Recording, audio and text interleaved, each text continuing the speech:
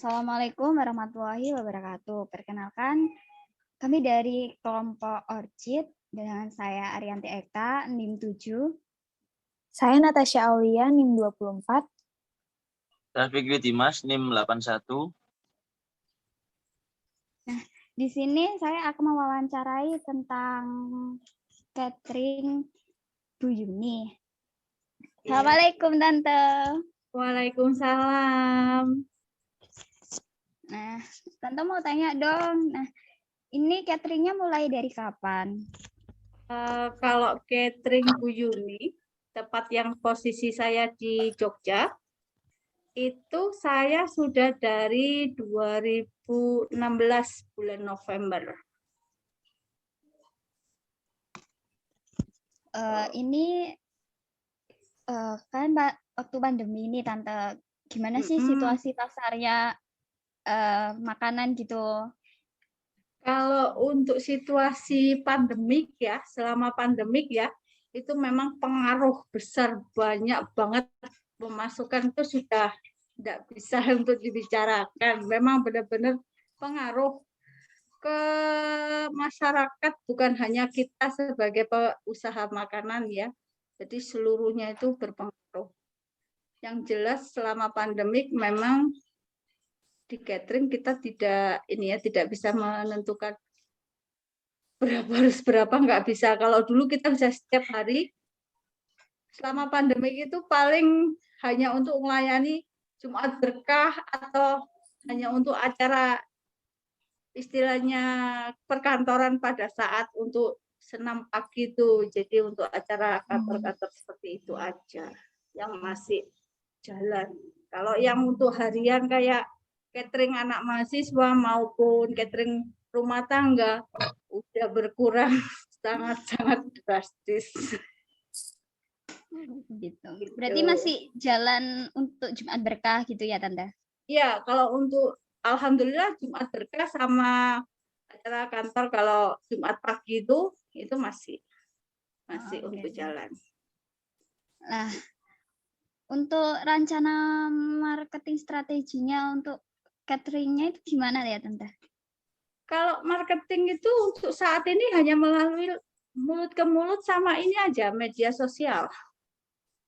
Seperti itu untuk saat ini. Karena ya mohon maaf, memang wilayah yang kita tempati itu rata-rata kalau kita di wilayah daerah kampus ya, otomatis saat ini memang target saya hanya kantor aja untuk saat ini. Kalau anak mahasiswa aktif ya kita targetnya di mahasiswa.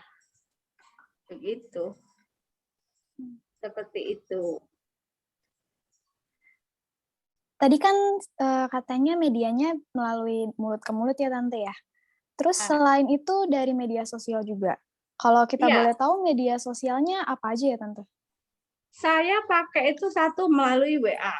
Itu WA sudah tersebar di beberapa kantor ya. Terus kalau biasanya anak mahasiswa itu saya dibantu sama beberapa anak-anak. Kebetulan di rumah kan ada anak-anak kos. Jadi dibantu dari anak-anak kos melalui IG mereka gitu. Oh, begitu ya, Tante. Sistemnya gimana ya, Tante, kalau pakai media sosial begitu? Kalau sistemnya itu mereka cuman kita melalui promosi kayak gitu. Nanti ada pembagian kalau umpamanya Ibu ini ada event, ya toh, saya mau dengan patokan paket harga sekian. Ibu bisa melayani enggak gitu. Kalau bisa, mereka nanti kan dari saya yang bantu untuk marketing itu, yang membantu untuk mempromosikan melalui IG mereka itu ada pembagian khusus memang saya kasih ke mereka gitu. Oh gitu ya, Tante. Terus menurut Tante dari yang sekarang udah berjalan itu melalui media sosial dan mulut ke mulut itu sudah efektif atau menurut Tante masih perlu ada yang dirubah lagi? Kalau itu masih harus dirubah dalam posisi saya harus mengikuti hanya bukan perkembangan dari zaman. Jadi bukan hanya Tante. Dari satu kita WA aja atau IG aja enggak gitu. Oh, seperti begitu itu ya, Tante. Ya. Tante maaf nyela, apa Tante ikut kayak kayak Shopee Food atau GoFood gitu? Ikut. Kebetulan ikut. Kalau untuk yang di online food ya, online food itu kita hanya kayak makanan yang untuk box itu kan berbeda. Catering kan kita pasti untuk partai besar. Kalau yang di kayak Shopee Food maupun yang online food itu saya hanya menyediakan kayak untuk makanan yang rata-rata memang ini untuk ya kayak contoh hanya penyetan, mau nasi rawon, apa kayak gitu-gitu aja. Seperti itu. Ya. Apalagi nih? Selanjutnya bisa ditanyakan sama Fikri.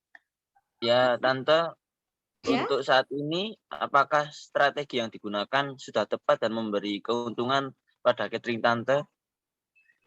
Kalau yang jalan selama ini, alhamdulillah untuk strategi dan keuntungannya kita otomatis ada lah.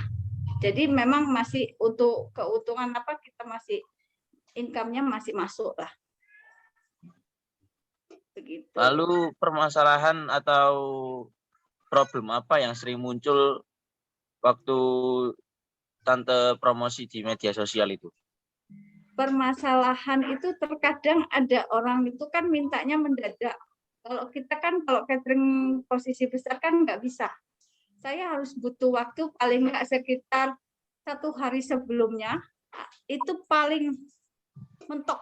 Tapi seharusnya 3 hari sebelumnya rata-rata saya begitu. Kadang-kadang mereka pesan mintanya, saya minta nanti sore bisa nggak gitu. Itu yang agak susah buat kita gitu loh. Oh, Yang kadang jadi dalam jumlah banyak gitu ya? Yang jadi kendalanya kadang-kadang customer itu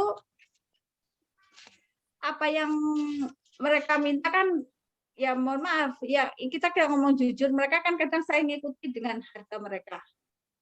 Kadang kalau kita sudah ngikuti mereka minta harga yang sekian, kita kan sudah memberikan yang harga yang sesuai dengan yang mereka minta. Padahal itu ada kok cuman ini ya gitu loh, kok cuman dapatnya kok jadi ukurannya sekian. Itu sih masih sering ada yang seperti itu gitu loh. Jadi hanya kadang inilah kalau kita kan punya patokan, pokoknya harganya sekian. Kadang kalau mahasiswa kan minta, ini kan saya dapatnya dari anu kan sekian, bisa nggak dipotong sekian gitu. Nah, ini yang agak susah buat kita itu. Oh ya sudah nanti ikannya otomatis potongannya 1 kilo yang jadi sekian kita bikin jadi sekian gitu. Nah, itu kadang kok kecil ya gitu. Ya itu yang sering saya hadapi karena sering banget itu. Kayak Tante, kalau ikut yang tadi Tante kan ikut kayak Shopee Food gitu-gitu kan, GoFood gitu. Nah, itu permasalahan yang terjadi itu apa sering kayak dapat orderan tiba-tiba di cancel gitu? Sering nggak Tante? Alhamdulillah kalau saat ini enggak. Sampai saat ini alhamdulillah saya enggak pernah. Karena memang yang kita bikin itu kan bukan proses yang lama ya. Yang saya jual melalui online shop itu kan rata-rata kita siap sedia langsung sudah posisi packing cepat gitu loh. Enggak nunggu lama. Jadi enggak ada komplain yang ini alhamdulillah enggak. Jangan sampai lah kalau enggak ada sama sekali. Alhamdulillah enggak ada kayak gitu.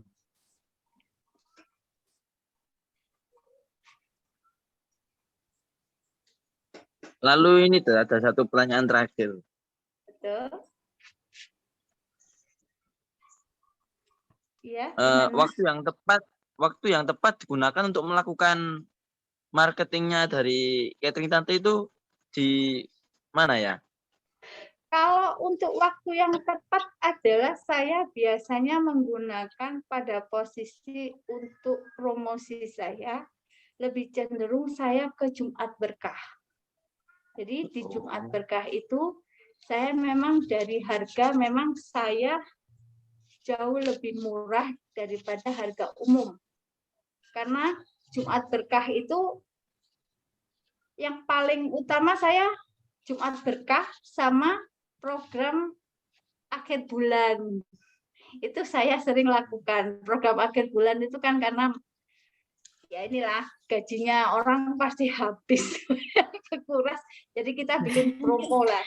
Ah itu promo kita kasih es teh gratis atau apa setiap satu makanan gitu. Seperti itu.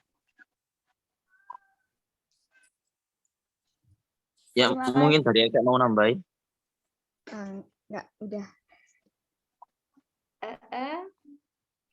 Yang pastinya untuk kami pengusaha apa istilahnya